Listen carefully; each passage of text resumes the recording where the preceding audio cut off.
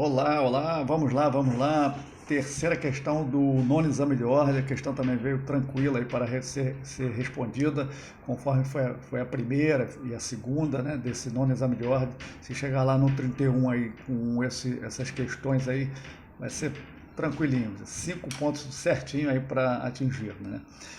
É, Terceira questão, vamos continuando aqui. Leia o enunciado. Se você não tem, abaixo na descrição tem um link aí para pegar a prova, baixar. Mas é bom já ter ela aí, dar uma lidinha junto com a gente, pelo menos a parte geral aqui da questão aqui, tá? Mário está sendo processado por tentativa de homicídio. Ele tentou matar a pessoa de Luciano com substância venenosa, injetando a substância venenosa. Mas no curso do processo verificou que a amostra, pegaram a amostra, né, e levaram ao corpo pericial, e foi verificado que a substância não teria efeito nenhum, por condições de armazenamento e acondicionamento, ela não causaria a morte de Luciano em nenhum momento, tá bom? Mas mesmo assim, o juiz ele não fica destrito ao laudo, ele não fica destrito ao laudo, por conta lá do artigo 182 do Código de Processo Penal. Ele fala que o magistrado não estava destrito ao laudo e o Ministério Público pugnou pela pronúncia de Mário, né? Ele pugnou pela pronúncia de Mário. Nós temos que verificar a questão e ficarmos topograficamente e temporalmente localizados aqui. Crime consumado ou tentado contra a pessoa vai lá para o Tribunal do Júri, artigo 74, parágrafo 1º do Código de Processo Penal. Então nós estamos dentro do Tribunal do Júri. E temporalmente estamos na primeira fase ali do Tribunal do Júri, na primeira fase. Lembrando que o processo especial lá pelo Tribunal do Júri tem a primeira fase e a segunda fase, é bifásico. Estamos na primeira fase. Ao final da primeira fase, o juiz ele tem 4 decisões que ele tem que tomar.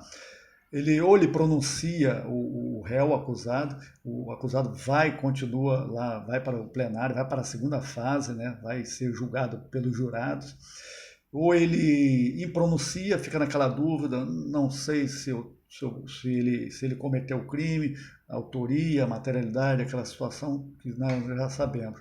Ou ele absolve sumariamente o réu, absolve, ou ele desclassifica o crime para o próprio tribunal, outro tipo de crime, vislumbrando ali, ou ele pega e desclassifica lá para uma vara criminal, um juiz singular, tá certo? Então, continuando aqui, a pergunta vem,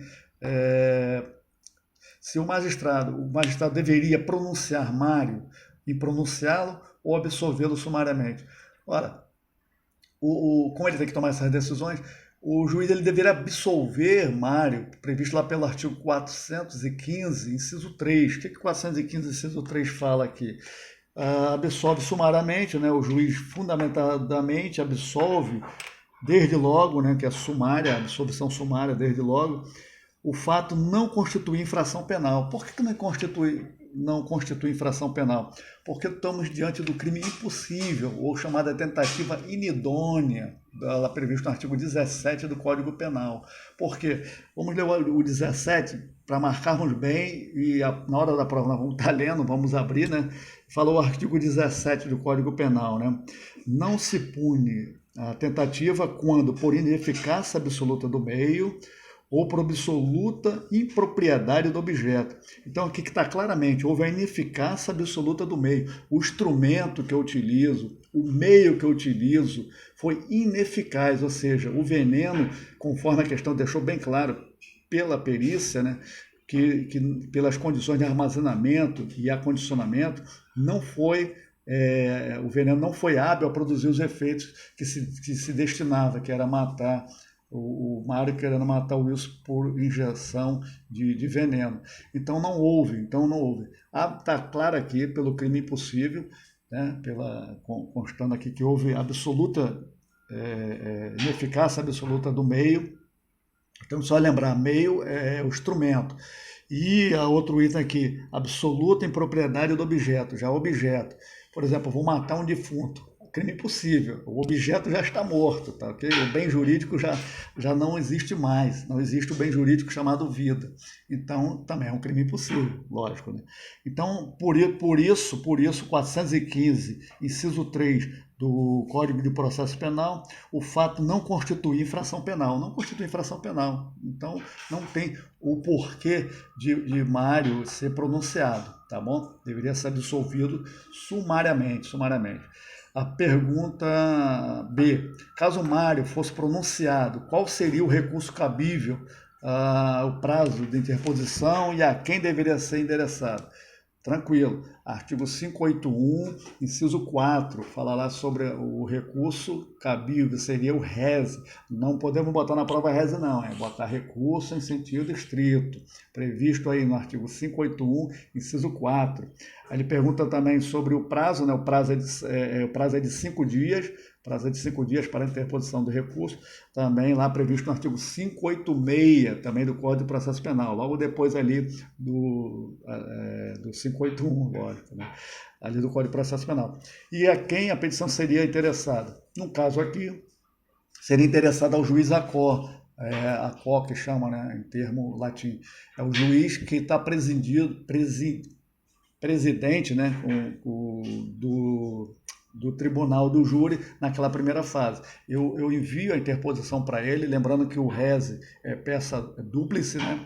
Tem a interposição e tem também as razões. Então, a interposição eu endereço ao presidente do tribunal do júri, ali responsável, o juiz ACO, na primeira fase do tribunal do júri, né? E as razões vão endereçadas ao Tribunal de Justiça respectivo. Ela sobe para o Tribunal de Justiça respectivo. Lembrando que o rese, ele tem juízo de retratação, podemos pedir juízo de retratação. Se o juiz se retratar, tudo tranquilo. Não precisa ele subir lá para o Tribunal de Justiça. Não se retratou, na própria interposição, nós vamos pedir lá que ele, caso não se retrate, que suba o processo lá para o Tribunal de Justiça respectivo ali. Se for do estado do Rio Grande do Norte, por exemplo, vai para o Tribunal de Justiça do Rio Grande do Norte. Se você está ali dentro do seu estado, vai para o estado respectivo. Tá bom? Muito tranquila a questão. Vimos aí, dar uma relembradinha ali, só topograficamente e temporalmente, em relação ao tribunal do júri ali, para sabermos onde vamos pedir absolvição sumária, tá bom? Um abraço a todos e a todas, fique conosco, não deixe de dar o like ou o dislike, não tem problema, tá bom? Estamos abertos aqui, com o coração aberto para as críticas e sugestões. Um abração.